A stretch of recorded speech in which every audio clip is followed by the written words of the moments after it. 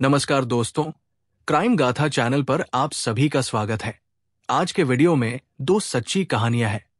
कहानियों का सिलसिला चालू करें उससे पहले आप चैनल को सब्सक्राइब जरूर कर लें। 14 जुलाई 2025 की सुबह आंबे गांव में रहने वाले दशरथ मनोहर दांडगे के लिए एक आम दिन की तरह शुरू हुई थी। दशरथ एक साधारण किसान थे जो अपने परिवार के साथ सुखी और शांतिपूर्ण जीवन जी रहे थे। उनकी बेटी किरण की शादी 2022 में पाटखल गांव के नागेश सावंत से हुई थी। किरण और नागेश की 1-2 साल की बेटी आरोही थी। दशरथ को अपनी बेटी की खुशी पर गर्व था क्योंकि नागेश का होटल व्यवसाय अच्छा चल रहा था और उनकी आर्थिक स्थिति मजबूत थी। किरण ने कभी अपने ससुराल में किसी परेशानी की शिकायत नहीं की थी, लेकिन उस सुबह दशरथ को एक ऐसी खबर मिली जिसने उनके पैरों तले जमीन खिसका दी। सुबह करीब 7 बजे दशरथ के पास एक फोन आया। फोन पर आवाज उनके दामाद नागेश के चचेरे भाई निशांत सावंत की थी। निशांत ने कांपती आवाज में बताया कि किरण ने आत्महत्या कर ली है। उसने कहा कि किरण ने पाटखल गांव में अपने घर के पास सूखी घास के ढेर में आग लगाकर अपनी जान दे दी। ये सुनते ही दशरथ स्तब्ध रह गए। उनके लिए ये खबर किसी बुरे सपने से कम नहीं थी। उनकी प्यारी बेटी जो हमेशा हंसमुख और जिंदादिल थी, ऐसा कदम कैसे उठा सकती थी? दशरथ ने तुरंत अपनी पत्नी और परिवार के अन्य सदस्यों को ये दुखद खबर सुनाई। घर में चीख पुकार मच गई। दशरथ की पत्नी रोते रोते बेहोश हो गई और परिवार के अन्य सदस्यों का भी बुरा हाल था। किरण की आत्महत्या की खबर सुनते ही आसपास के लोग दशरथ के घर पहुंचने लगे। कुछ लोग दिलासा देने आए तो कुछ ये समझने की कोशिश कर रहे थे कि आखिर हुआ क्या था। गांव में ये खबर आग की तरह फैल गई। दशरथ और उनके परिवार ने तुरंत पाटखल गांव जाने की तैयारी शुरू कर दी। एक 4 पहिया वाहन किराए पर लिया गया और दशरथ, उनकी पत्नी और कुछ रिश्तेदार पाटखल के लिए रवाना हो गए। रास्ते में दशरथ के मन में सैकड़ों सवाल उठ रहे थे। उनकी बेटी ने ऐसा क्यों किया? क्या उसे कोई परेशानी थी? क्या ससुराल में सब ठीक नहीं था? लेकिन इन सवालों का कोई जवाब उनके पास नहीं था। पाटखल गांव पहुंचते ही दशरथ और उनके परिवार को और भी बड़ा झटका लगा। घटना स्थल पर भारी भीड़ जमा हो चुकी थी। किरण के ससुराल वाले, रिश्तेदार और गांव के लोग वहां मौजूद थे। जैसे ही दशरथ और उनका परिवार वहां पहुंचा, रोने चिल्लाने की आवाजें और तेज हो गई। किरण की सास और ससुर भी वहां थे और वे भी इस घटना से सदमे में थे। दशरथ ने देखा कि घटना स्थल पर सूखी घास का ढेर था जिसकी आग अब पूरी तरह बुझ चुकी थी। ढेर के बीच में एक जला हुआ मृत शरीर पड़ा था। आग की वजह से शव की पहचान करना लगभग असंभव था। शव के पास किरण का मोबाइल फोन पड़ा था जिसे देखकर सभी को यकीन हो गया कि ये किरण ही थी। घटना की सूचना गांव के पुलिस पाटिल ने मंगलवेढ़ा पुलिस थाने को दी। कुछ ही समय में पुलिस की एक टीम घटनास्थल पर पहुंच गई। पुलिस ने स्थिति का जायजा लिया और शव को देखा। शव इतना जल चुका था कि पहचान करना मुश्किल था। स्थानीय लोगों और किरण के रिश्तेदारों ने पुलिस को बताया कि ये किरण नागेश सावंत की लाश है जिसने आत्महत्या की है। पुलिस ने इस बात पर विश्वास किया और मामले की जांच शुरू की। सबसे पहले पुलिस ने पंचनामा किया और शव को पोस्टमार्टम के लिए सोलापुर के सरकारी अस्पताल भेज दिया। साथ ही मंगलवेढ़ा पुलिस थाने में किरण नागेश सावंत के नाम से एक मामला दर्ज किया गया। पुलिस के मन में कई सवाल उठ रहे थे। क्या किरण ने सचमुच आत्महत्या की थी या फिर ये एक सुनियोजित हत्या थी जिसे आत्महत्या का रूप देने की कोशिश की गई थी? पुलिस ने यह भी पूछा कि क्या किरण को ससुराल में कोई परेशानी थी? क्या उसने कोई ऐसी बात बताई थी जिससे ये अंदाजा लगाया जा सके कि वो इतना बड़ा कदम उठा सकती थी? लेकिन किसी के पास कोई ठोस जवाब नहीं था। किरण के ससुराल वालों ने बताया कि वो खुश थी और उसने कभी कोई शिकायत नहीं की थी। उसकी 2 साल की बेटी आरोही भी थी और वो अपनी जिंदगी से संतुष्ट दिखती थी। पुलिस ने सबसे पहले किरण के पिता दशरथ दांडगे से पूछताछ की। दशरथ ने बताया कि किरण की शादी 2022 में पाटखल के नागेश सावंत से हुई थी। नागेश का होटल व्यवसाय अच्छा चल रहा था और उनकी आर्थिक स्थिति मजबूत थी। किरण की सास ससुर और पति ने कभी उसका बुरा व्यवहार नहीं किया। दशरथ ने कहा कि किरण अपनी जिंदगी से खुश थी और उसने कभी कोई शिकायत नहीं की थी। उनकी 2 साल की बेटी आरोही भी थी जिसे किरण बहुत प्यार करती थी। दशरथ ये समझ ही नहीं पा रहे थे कि उनकी बेटी ने ऐसा कदम क्यों उठाया। उन्होंने पुलिस से अनुरोध किया कि मामले की गहराई से जांच की जाए ताकि ये पता चल सके कि किरण ने ऐसा क्यों किया। पुलिस को घटनास्थल पर किरण का मोबाइल फोन मिला। पुलिस ने फोन की जांच की और कॉल डिटेल रिकॉर्ड निकाला। जांच में पता चला कि किरण की मौत से ठीक पहले सुबह करीब 2 बजे उसके फोन पर एक कॉल आई थी। इसके कुछ देर बाद किरण ने उसी नंबर पर वापस कॉल किया था। पुलिस ने उस नंबर की जांच की और पाया कि वो निशांत सावंत का था। निशांत किरण का चचेरा देवर और पड़ोसी था। पुलिस ने स्थानीय लोगों से पूछा कि निशांत सावंत कौन है। लोगों ने बताया कि निशांत पाटखल में ही रहता है और उसने आग बुझाने में भी मदद की थी। पुलिस ने निशांत को तुरंत बुलाया और उससे पूछताछ शुरू की। जब पुलिस ने निशांत से पूछा कि उसने सुबह सुबह किरण को फोन क्यों किया था, तो निशांत ने जवाब दिया, मैंने तो किरण को कोई फोन नहीं किया, वो तो अपना मोबाइल लेकर खुदकुशी कर बैठी। निशांत का ये जवाब सुनकर पुलिस को उस पर शक हो गया। पुलिस ने निशांत को थाने ले जाकर कड़ी पूछताछ शुरू की। पूछताछ के दौरान निशांत ने एक ऐसी बात बताई जिसने पूरे मामले को नया मोड़ दे दिया। निशांत ने स्वीकार किया कि किरण ने आत्महत्या नहीं की थी। जली हुई लाश किसी और महिला की थी और किरण अभी जिंदा थी। उसने बताया कि किरण कराड़ में छुपी हुई थी। यह सुनते ही पुलिस ने तुरंत एक टीम कराड़ भेजी ताकि किरण को पकड़ा जा सके। पुलिस को अब यह समझ में आ रहा था कि यह मामला आत्महत्या का नहीं बल्कि एक सुनियोजित साजिश का था। लेकिन सवाल यह था कि किरण ने ऐसा नाटक क्यों किया और जली हुई लाश आखिर किसकी थी? इन सवालों के जवाब किरण के पकड़े जाने के बाद ही मिल सकते थे।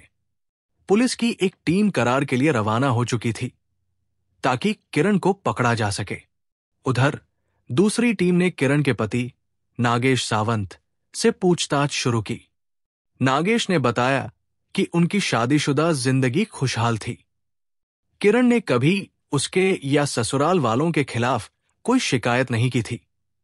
उनकी 2 साल की बेटी आरोही थी जिसे किरण बहुत प्यार करती थी। नागेश को समझ नहीं आ रहा था कि किरण ने ऐसा कदम क्यों उठाया। वो बार बार यही कह रहा था कि उनकी जिंदगी में सब कुछ ठीक था।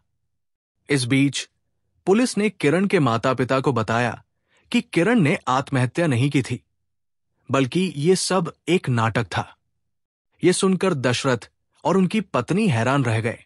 उनकी बेटी ने ऐसा क्यों किया, ये उनके लिए एक रहस्य था। लेकिन उनके पास इस सवाल का कोई जवाब नहीं था। उधर कराड़ में पुलिस ने किरण को एक किराए के कमरे से पकड़ लिया।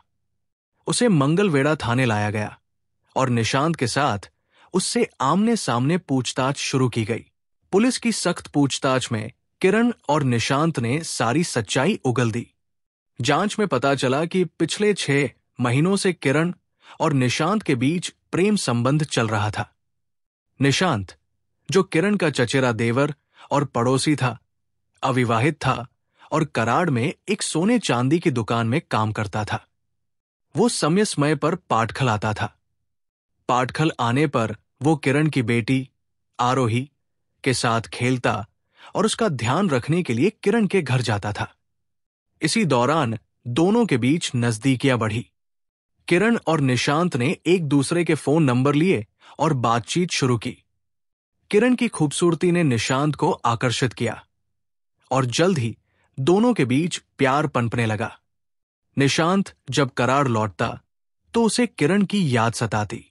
वो मोबाइल पर उससे चैटिंग, वीडियो कॉल और बातें करता। एक दिन निशांत ने अपने दिल की बात किरण को बता दी और किरण ने भी शर्माते हुए अपनी सहमति दे दी। इसके बाद दोनों चुपके चुपके मिलने लगे। किरण, जो शादीशुदा थी, हमेशा सतर्क रहती थी, क्योंकि वो जानती थी कि किसी अजनबी से मिलना सही नहीं था। लेकिन प्यार में डूबे दोनों को अब हमेशा एक दूसरे के साथ रहने की चाह थी।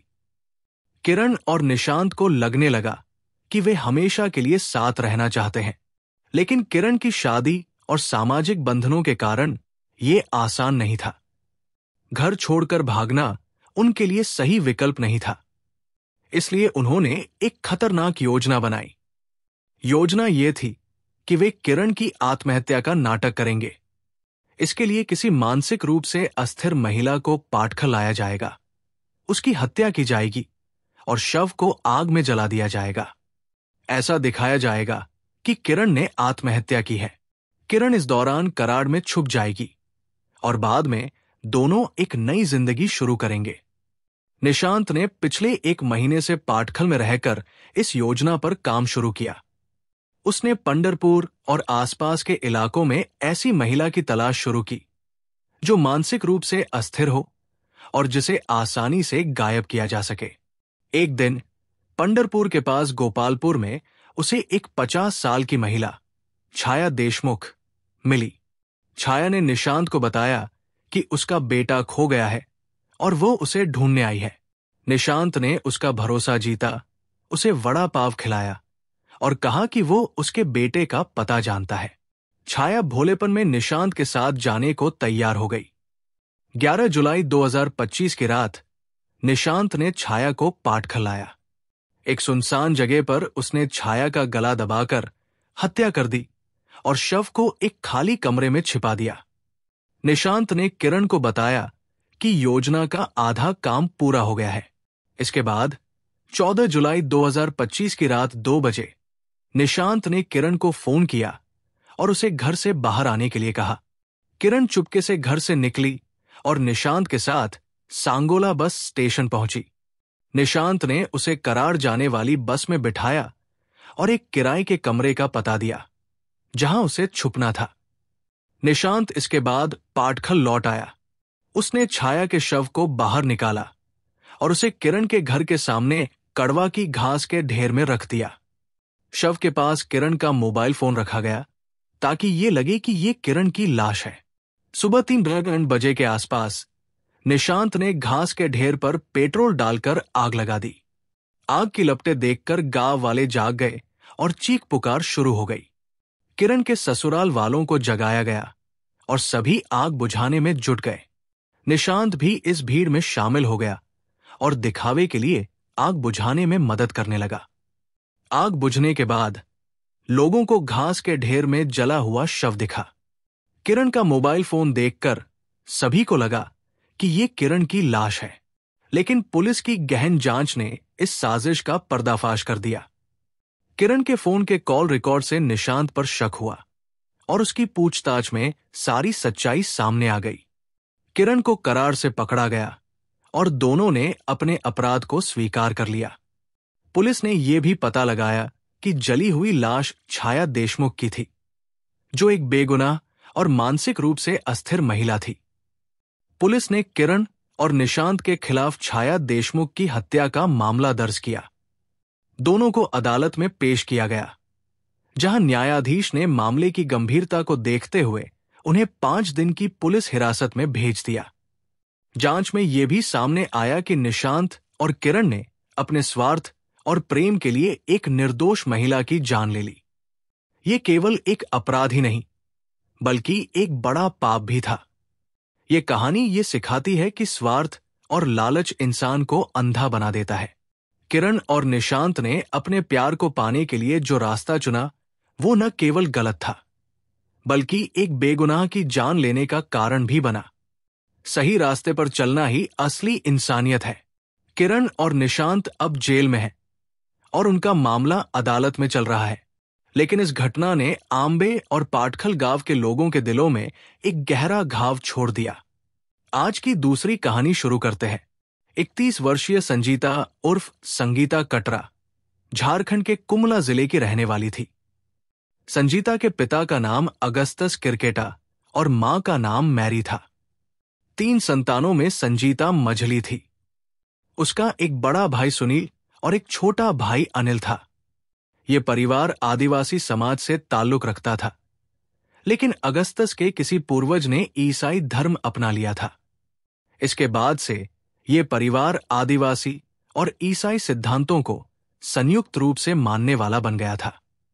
कुमला एक अति पिछड़ा जिला था, जहां रोजगार के साधनों की कमी के कारण गरीबी आम थी। अगस्तस का परिवार भी निर्धनता और अभावों में जी रहा था। उनके पास अपनी जमीन नहीं थी और वे दूसरों की जमीन पर मेहनत करके परिवार का पेट भरते थे। संजीता जब 14 साल की हुई तो उसकी सांवली और छरहरी काया में जवानी की रंगत आने लगी।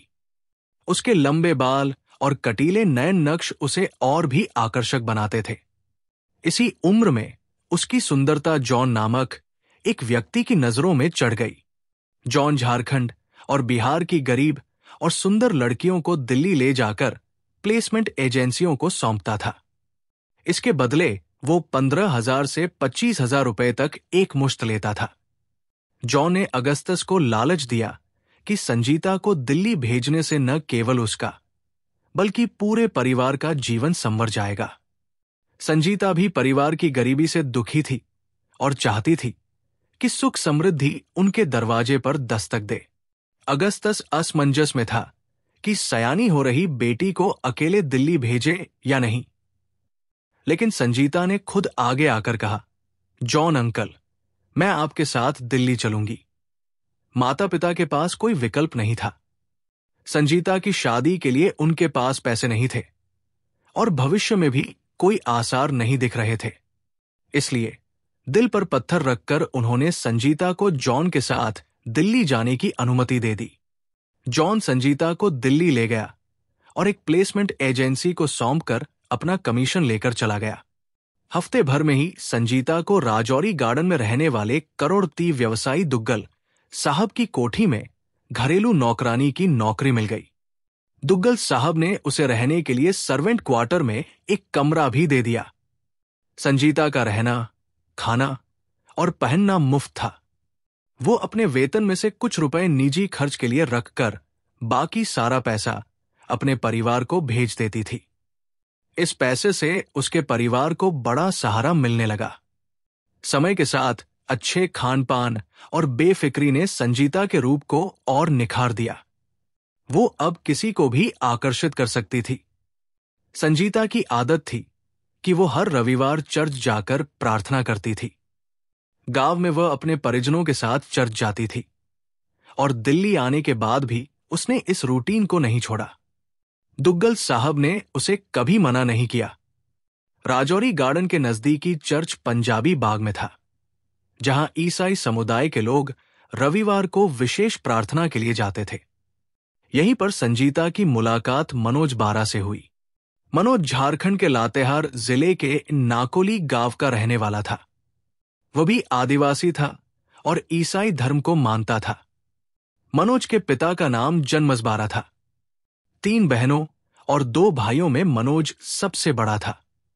उसका छोटा भाई संतोष था और 3 बहनें थीं, मीना, संध्या और सीमा। मनोज का परिवार भी गरीब था।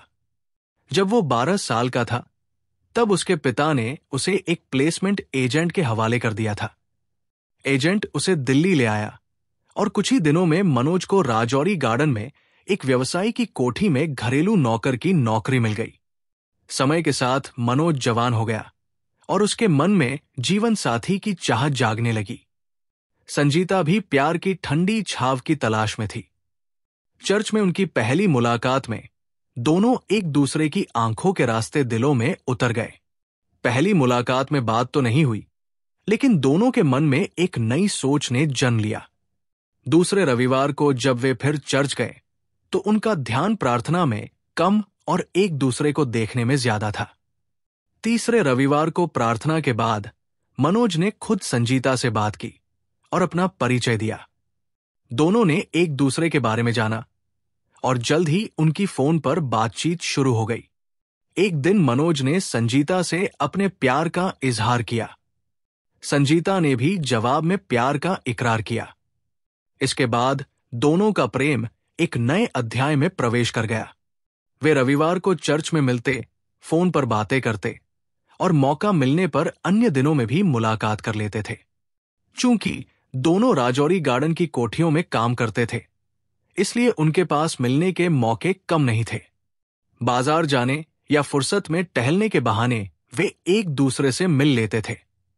एक ऐसी ही मुलाकात में संजीता ने मनोज के सामने समर्पण कर दिया। उस पहले यौन अनुभव ने संजीता की भावनाओं को झकझोर दिया। वो उस पल को कभी नहीं भूल सकती थी। उस दिन मनोज ने दुग्गल साहब की कोठी के लैंडलाइन फोन से उसे कॉल किया था। उसने पूछा, 2 बजे से 4 बजे तक तुम फ्री होती हो ना? संजीता ने हामी भरी। मनोज ने उसे मिलने के लिए बुलाया। ठीक 2 बजे संजीता कोठी से निकली और मनोज से मिलने पहुंच गई। मनोज उसे एक नजदीकी फ्लैट में ले गया, जो एक नौकरी पेशा व्यक्ति का था। वो व्यक्ति मूल रूप से बिहार का रहने वाला था और दिल्ली में अकेले रहता था। मनोज उस फ्लैट की साफ सफाई करता था, जिसके लिए उसे अतिरिक्त आय मिलती थी। फ्लैट के मालिक ने मनोज को डुप्लीकेट चाबी दे रखी थी। फ्लैट में पहुंचकर मनोज ने दरवाजा बंद कर लिया। संजीता ने हैरानी से पूछा, यह फ्लैट किसका है और तुम मुझे यहां क्यों लाए? मनोज ने फ्लैट के मालिक और अपनी भूमिका के बारे में संक्षेप में बताया। फिर उसने संजीता के गले में बाहें डाल दी और कहा, बाहर खुले में दिल से दिल की बात नहीं हो पाती, इसलिए मैं तुम्हें यहां लाया हूं। मनोज की नजरें संजीता के यौवन पर टिक गई। उसने कहा, तुमसे कम इनसे ज्यादा दोस्ती करना चाहता हूं। संजीता समझ गई कि मनोज का इरादा क्या है। उसने नाराजगी दिखाते हुए कहा, हाथों को काबू में रखो। लेकिन मनोज ने उसकी बात अनसुनी कर दी और उसे अपनी बाहों में ले लिया। संजीता के विरोध के बावजूद मनोज ने उसके शरीर पर अपने होठों की छाप छोड़नी शुरू कर दी। संजीता की देह में रोमांच की लहरें दौड़ने लगी। वो जानती थी कि अगर यह सिलसिला जारी रहा तो उसका विरोध कमजोर पड़ जाएगा। आखिरकार वो मनोज के सामने समर्पण कर बैठी। संजीता और मनोज का प्रेम अब गहरा हो चुका था। दोनों चोरी छिपे मिलते और अपनी भावनाओं को शांत करते, लेकिन उनकी चाहत इससे कहीं ज्यादा थी। वे विवाह के बंधन में बंधकर खुलकर एक दूसरे के साथ रहना चाहते थे। दोनों ने अपने अपने परिजनों से फोन पर बात की। चूंकि दोनों सजातीय थे और एक दूसरे से प्यार करते थे, इसलिए परिजनों ने उनका रिश्ता स्वीकार कर लिया। उन्होंने कहा, गांव आ जाओ, हम धूमधाम से तुम्हारी शादी कर देंगे। सन 2003 में संजीता और मनोज ने अपनी नौकरियां छोड़ दी और झारखंड लौट गए। वहां उनकी शादी हो गई। कुछ महीने गांव में रहने के बाद मनोज संजीता को लेकर दिल्ली वापस आ गया, क्योंकि गांव में उनके पास आजीविका का कोई साधन नहीं था। दिल्ली में मनोज ने एक परिचित की मदद से किराए का मकान लिया। इस बार दोनों ने नौकरी करने के बजाय अपनी प्लेसमेंट एजेंसी शुरू करने का फैसला किया। उनकी मेहनत और लगन रंग लाई। मनोज की प्लेसमेंट एजेंसी चल निकली और पैसा छप्पर फाड़कर बरसने लगा। सन 2005 में मनोज ने पश्चिम दिल्ली के निहाल विहार में एक मकान खरीद लिया। इसके बाद संजीता पुत्री मैसी और पुत्र मैक्स की मां बनी। मनोज की एजेंसी तरक्की कर रही थी और उनके पास पैसे की कोई कमी नहीं थी। उन्होंने निजी उपयोग के लिए कार भी खरीद ली। कल के नौकर अब मालिक बन चुके थे, लेकिन संजीता अपनी जड़ों को नहीं भूली थी। वो साल में कम से कम 2 बार अपने बच्चों के साथ मायके और ससुराल जाती थी। वहां से उसकी वापसी 1-2 महीने बाद ही होती थी। जब संजीता झारखंड जाती तो उसके घर की देखभाल लक्ष्मी करती थी। 25 वर्षीय लक्ष्मी संजीता के मायके के पास के गांव की रहने वाली थी और काम की तलाश में दिल्ली आई थी। मनोज ने उसे किसी और जगह काम दिलाने के बजाय अपने घर में नौकरानी रख लिया। लक्ष्मी 12 परिवार से इतनी घुल मिल गई थी कि लोग उसे नौकरानी नहीं बल्कि परिवार की करीबी रिश्तेदार समझते थे। कुछ लोग तो उसे संजीता की छोटी बहन समझने की भूल भी कर बैठते थे। 17 सितंबर 2012 को संजीता अकेले ससुराल गई थी। बच्चों की पढ़ाई खराब न हो इसलिए वो उन्हें दिल्ली में लक्ष्मी के भरोसे छोड़ गई थी। उसकी वापसी 1 महीने बाद होनी थी। ससुराल में वो हंसी खुशी रह रही थी कि 1 अक्टूबर को थाना निहाल विहार के इंस्पेक्टर रमेंद्र सिंह का फोन आया। उन्होंने कहा, संजीता जी, बड़े दुख से बताना पड़ रहा है कि बीती रात आपके पति की हत्या हो गई है। आप फौरन दिल्ली लौट आए। ये खबर सुनकर संजीता पर मानो बिजली गिर गई। उसे विश्वास नहीं हो रहा था कि मनोज अब इस दुनिया में नहीं है। परिजनों को भी लगा कि शायद ये किसी जलनखोर का मजाक हो। सच्चाई जानने के लिए संजीता ने लक्ष्मी को फोन किया। लक्ष्मी ने रोते रोते बताया, दीदी, मनोज भैया वास्तव में नहीं रहे। इंस्पेक्टर साहब ने मुझसे आपका नंबर लेकर फोन किया था। बच्चे सदमे में हैं और उन्हें संभालना मुश्किल हो रहा है। आप फौरन दिल्ली आ जाएं। लक्ष्मी ने आगे बताया कि बीती रात पड़ोसी गुप्ता जी के पोते का जन्मदिन था। वो बच्चों को लेकर वहां जा रही थी। तभी 2 युवक मनोज से मिलने आए। लक्ष्मी ने उन्हें मनोज से मिलवाया और बच्चों को लेकर गुप्ता जी के घर चली गई। थोड़ी देर बाद शोर हुआ तो पता चला कि उन युवकों ने मनोज की हत्या कर दी और फरार हो गए। संजीता सदमे से बेहोश हो गई।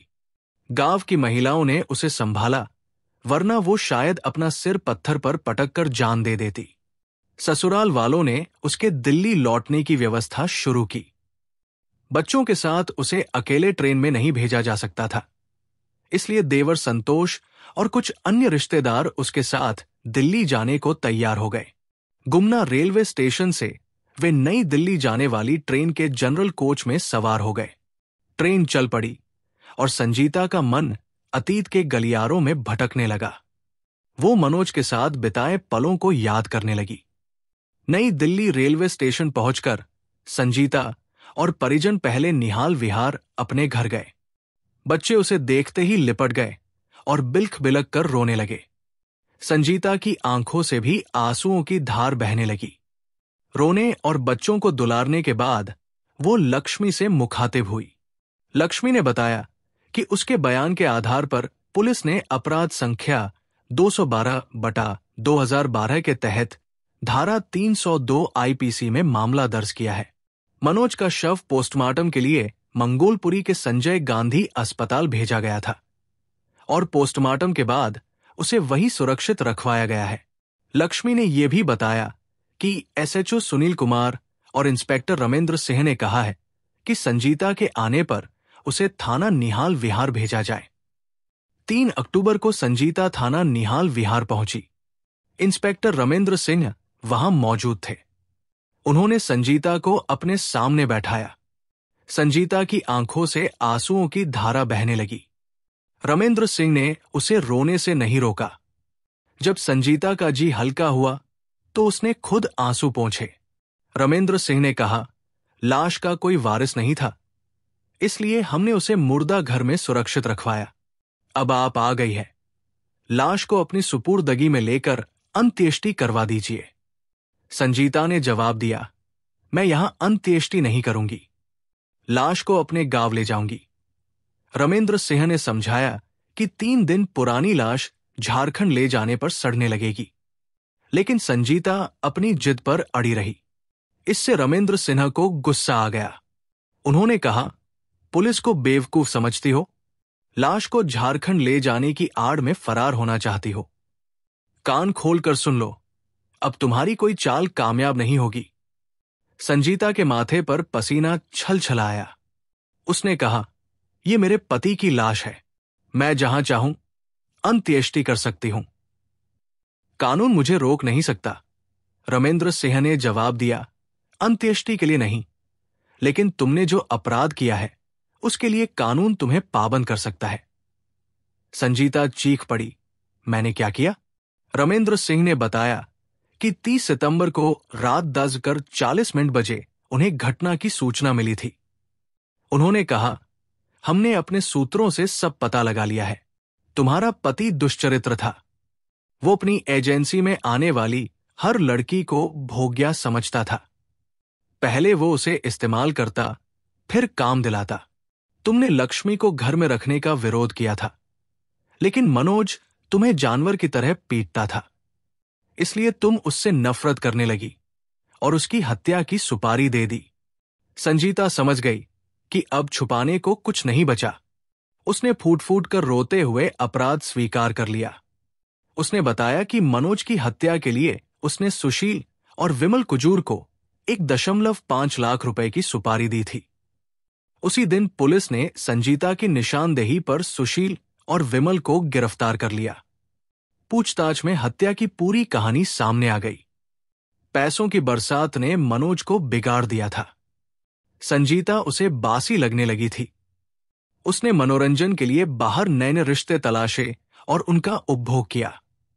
संजीता ने इसका विरोध किया, लेकिन मनोज ने उसे शारीरिक और मानसिक रूप से प्रताड़ित करना शुरू कर दिया।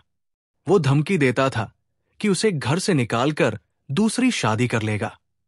जब मनोज ने लक्ष्मी को घर में रखा और उसे संजीता के अधिकार दिए, तो संजीता को शक हुआ कि मनोज का लक्ष्मी से अवैध संबंध है। संजीता ने इस बारे में सुशील से चर्चा की, जो झारखंड का रहने वाला था और दिल्ली में रिक्शा चलाता था। सुशील से उसकी मुलाकात चर्च में हुई थी और दोनों के अच्छे संबंध थे। बातों बातों में मनोज की हत्या की योजना बन गई।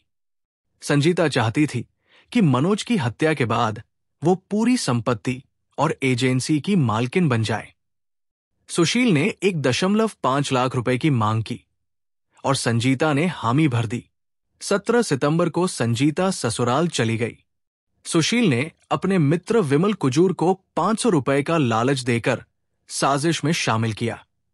30 सितंबर को रात 8 बजे के बाद सुशील और विमल मनोज के घर पहुंचे। मनोज ने सुशील को संजीता के रिश्तेदार के रूप में पहचाना, इसलिए उन्हें अपने बेडरूम में बैठाया। मनोज का ध्यान टीवी पर था। विमल ने छुपाकर लाए छुरे से मनोज के पेट में वार किया और फिर दोनों ने मिलकर उसका गला रेत दिया। हत्या के बाद वे पिछवाड़े से फरार हो गए। तीनों आरोपियों को कोर्ट में पेश किया गया और जेल भेज दिया गया। ये कहानी बताती है कि लालच और स्वार्थ इंसान को कितना नीचे गिरा सकते हैं। संजीता और मनोज की प्रेम कहानी, जो कभी प्यार और विश्वास से शुरू हुई थी, लालच और नफरत में बदल गई। एक बेगुनाह की जान गई और बच्चों का भविष्य अनिश्चित हो गया। सही रास्ते पर चलना ही सच्ची इंसानियत है। अगर आपको कहानियां पसंद आई हो तो वीडियो को लाइक कर दो और चैनल को सब्सक्राइब कर दो। जय हिंद, जय भारत।